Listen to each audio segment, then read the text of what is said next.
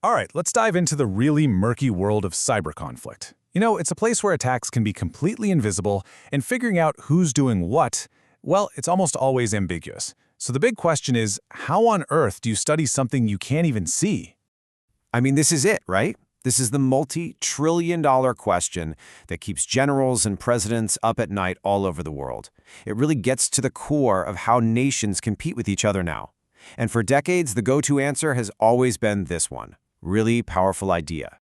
Deterrence. If you know anything about the Cold War, this concept is probably second nature to you.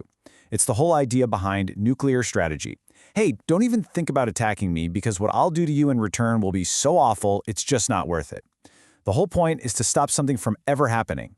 But trying to apply that same logic to the digital world, yeah, that's where it gets really complicated. And that complication, it all starts with a huge fundamental problem. How do you actually know if deterrence is working? I mean, you can definitely see when it fails, an attack happens, right? But success? Well, success is totally invisible.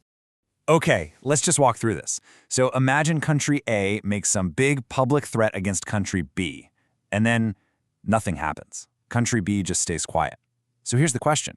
Did the threat actually work? Or was country B never going to attack in the first place? Were they just bluffing? You just can't know. You're literally trying to observe something that never happened. And this whole observation problem gets 1,000 times harder when you're talking about cyberspace. I mean, the entire domain is basically built on secrets and confusion, which makes it incredibly difficult to figure out what anyone's true motives or capabilities are. Now this is what's so fascinating. Just look at the difference here. With nuclear weapons, the signals are crystal clear. You can point a satellite at a missile silo, you know what it is, and you know what it's for. Telling the world you have them is a show of strength. But with cyber, it's the complete opposite. A computer intrusion could be anything. It could be spying, it could be criminal, or it could be the first step in a major attack. And get this, if you reveal your best cyber weapon, your secret exploit, well, it gets patched and poof, it's worthless. That secrecy makes it a terrible, terrible tool for sending a clear message.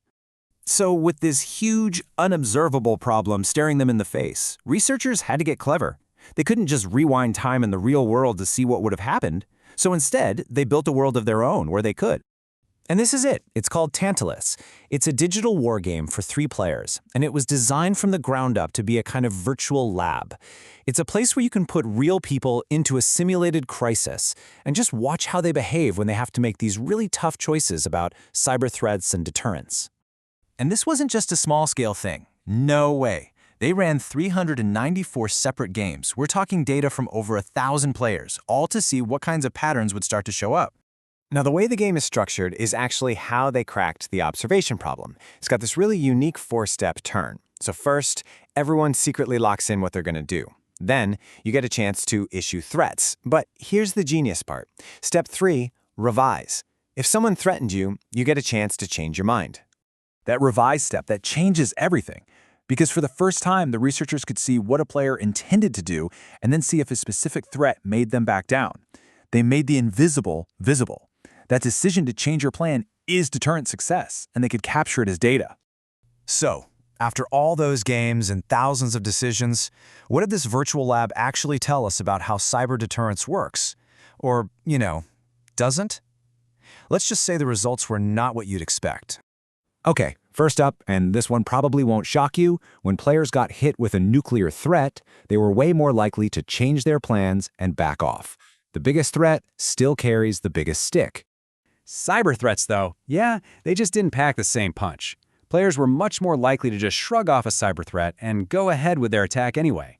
The ambiguity, the lower perceived damage, it just made them seem less scary.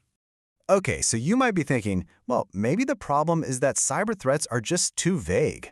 I mean, common sense would tell you that if you're more specific, like, if you do this, I will do that to this specific target, it should be more believable, right? It should work better. Well, the data from Tantalus came back with a big, surprising answer. Nope. Turns out, being more specific, whether it was a nuclear or a cyber threat, had no real effect on whether a player decided to back down. All that extra detail didn't make a bit of difference. But the most interesting thing to come out of this whole study was a real head-scratcher, a genuine paradox about how leaders seem to think about cyber conflict. So on one hand, the data clearly showed that you absolutely can deter a cyber attack.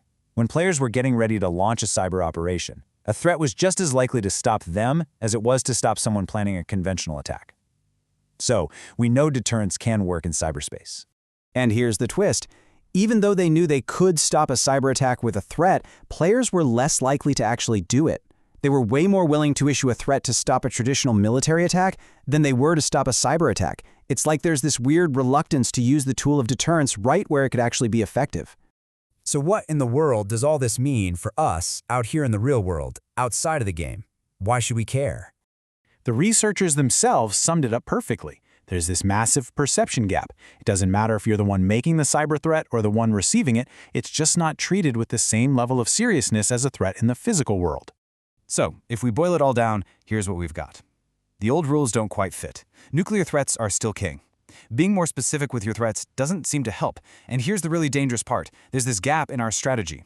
We know we can deter cyber attacks, but our leaders seem hesitant to actually use threats to do it, and that's incredibly risky.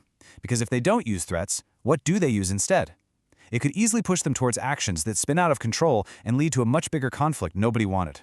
And that leaves us with this final, enormous question for the future. For over half a century, deterrence has been the thing that kept the world from blowing itself up. But if those principles don't really work in the digital world, what's supposed to replace it? How do we keep the peace in an age of invisible, anonymous, and incredibly fast digital conflict?